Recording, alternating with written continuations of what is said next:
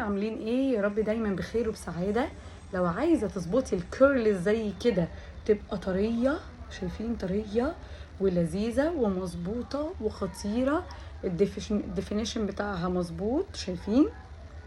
مش هايشه، مش بايظه. شايفين الكيرلز؟ بصوا،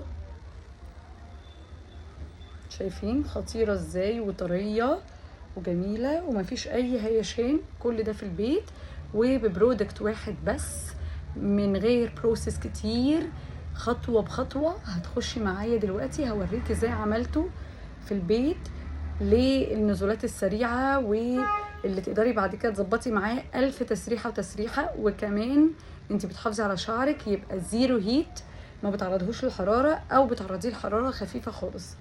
بصوا، اخليكي تعمليه فلولس كده وخطير ومش هايش وطري ومن غير جل. يلا بينا بقى على الخطوات بسرعه عشان تعرفي انا عملت كل ده في البيت ازاي. اول خطوه هنغسل شعرنا كويس جدا بالشامبو والكونديشنر، ونتاكد ان مفهوش اي زيوت او اي حاجه. حتى لو عماله حمام زيت تغسليه كويس جدا بشامبو فيه سلفيت الاول، وبعد كده شامبو مفهوش سلفيت. اهم حاجه تتاكدي ان الشعر نضيف جدا ومفهوش اي زيوت، علشان واحنا بنعمل الكيرلي ما يلزقش معانا. فاحنا كده غسلينه كويس جدا زي ما انتم شايفين. بعد ما هنغسله كويس جدا، مش عايزاه ينشف، انا عايزاه يكون بينقط ميه. يعني انا هفضل معايا يبقى اللي هي بيتعمل بيها الميه دي، ودايما شعرك يبقى مبلول كويس جدا. والسر هنا بقى انك بتستخدمي ليف ان مظبوط جدا على شعرك. لازم تبقي عارفه شعرك محتاج ايه وتستخدميه. انا بالنسبه لي شعري دايما جاف وبيتشابك، فيبقى محتاج بروتين، فلازم استخدم حاجات فيها جوز هند او حاجه يكون فيها بروتين عالي. شعرك محتاج ترطيب، يبقى هتستخدمي حاجات فيها ارجان وزبده شيا. انا جربت زبده الشيا والارجان معايا ما كانش لطيف خالص، فحاليا بدات استخدم حاجات بجوز الهند، بتدي معايا نتيجه خرافيه وبتدي ديفينيشن للكيرلز خطير ومظبوط.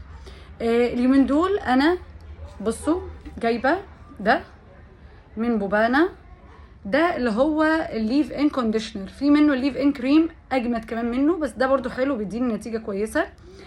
هتاكد بقى ان كل شعري مبلول، وهوزعه على كل شعري كويس جدا جدا جدا قبل ما اعمل سكرانش او فينجر كايلينج او اي حاجه.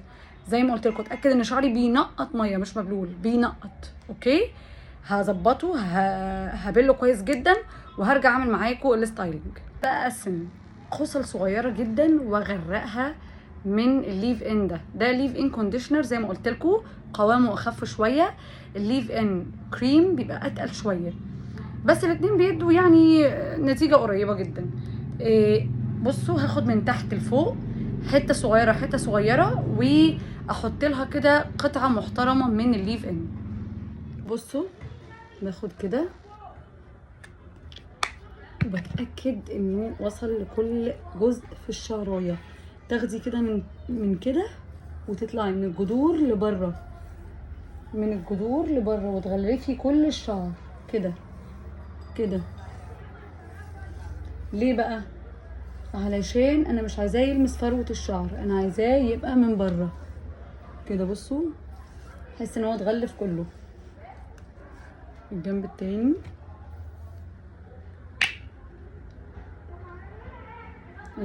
يعني الجزء ده كده كده، واتاكد ان انا غلفت كل الشعر كويس جدا قبل ما اعمل سكرانش او اعمل فينجر كايلينج او اي حاجه كده.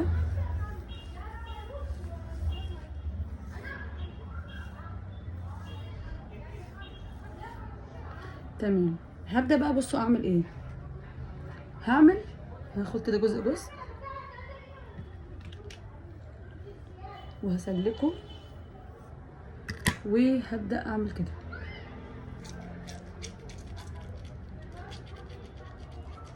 كده. سامعين صوت الميه؟ الميه جوه شعري، سامعين؟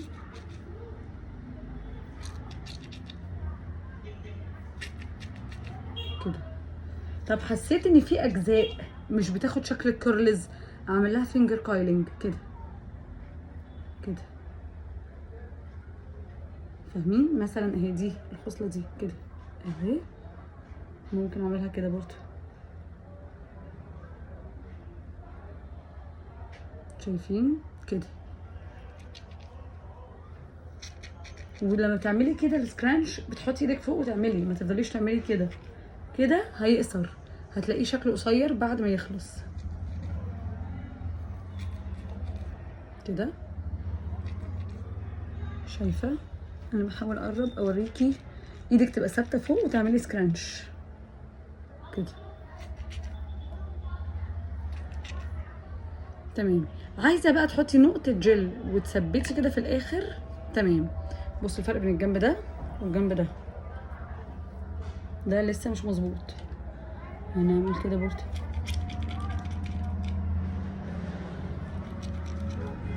لو انت في المرحله الانتقاليه ما بين ان انت بتعملي ليس كتير وعايزه تبداي تعملي كورلي، هتلاقيه مش بسهوله الحتت دي بتعمل كيرلز، فهتبداي تعمليها بالفينجر كايلينج مثلا كده.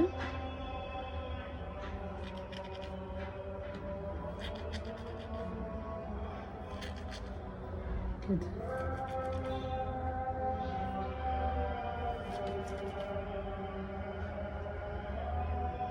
اهي. انا تقريبا عملت ليه كله سكرانش. لو في اجزاء زي ما قلت لك عندك مش مظبوطه، اعمل لها فينجر كايلينج. هجيب بقى الديفيوزر، القطعه اللي بتحطيها في الاستشوار وتنشفي بيها شعرك. اكيد دي كلنا عندنا منها بما اننا داخلين في سكه الكيرلي. ما عندكيش سيبيه ينشف وابقي فكيه بقى بسيرم واحده واحده، انا بس هنشفه عشان ما اسيبهوش مبلول. معايا اهي كده بتتركب في الاستشوار دي بتاعه الكيرلي. تمام. مش هتكلم بقى وانا بنشف عشان تشوفوا بس الطريقه، عشان صوت الاستشوار هيبقى عالي. لو انت مش عايزه تعرضي شعرك لحراره خليها على النص، يعني بلاش تعليها للاخر كده. كده بقى بصي.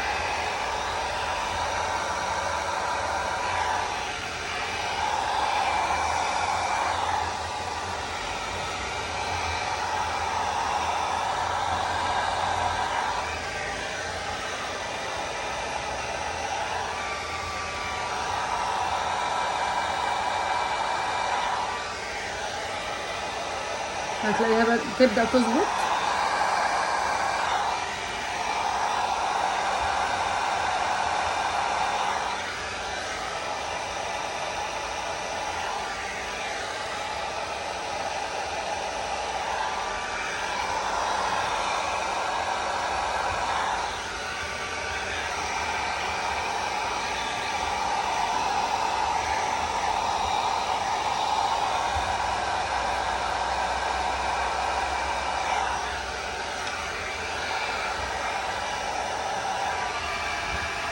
بدا اهو.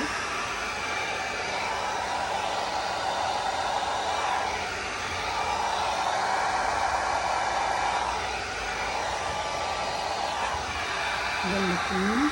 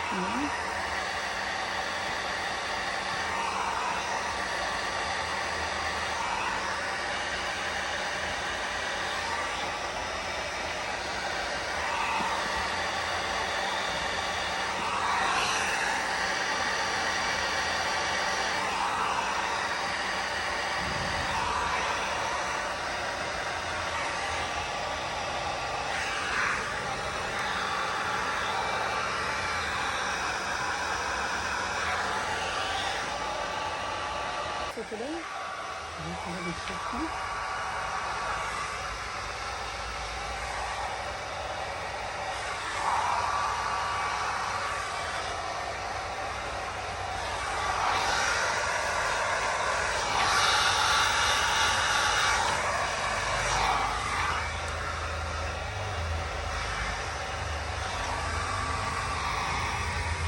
كده هو ناشف تقريبا بنسبة 90%. اهم حاجة بس انه مش هايش، يعني خصل معمولة كيرلز ومش هايش.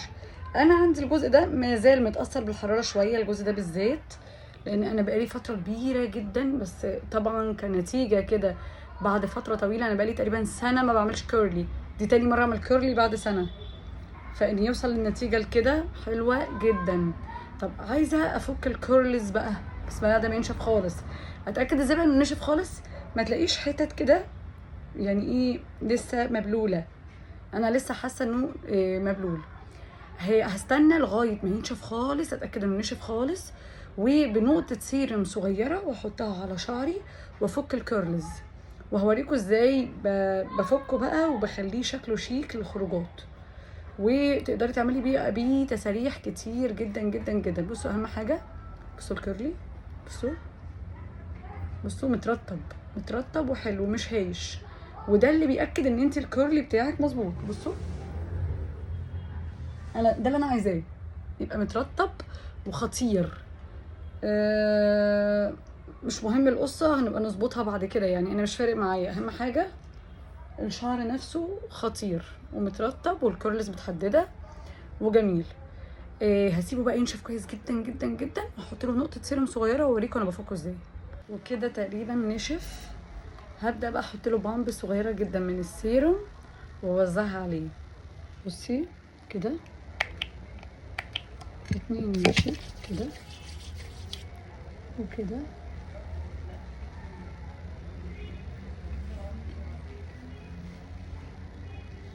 عشان اي هيشان يظبط.